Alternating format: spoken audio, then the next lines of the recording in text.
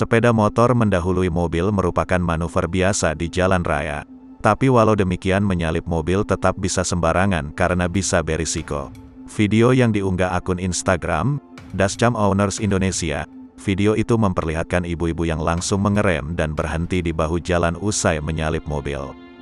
Dalam penjelasan di postingan tersebut, si ibu disebut mengerem karena mendengar panggilan kawannya. Tindakan seperti itu jelas berbahaya, sebab bisa saja ditabrak mobil dari belakang.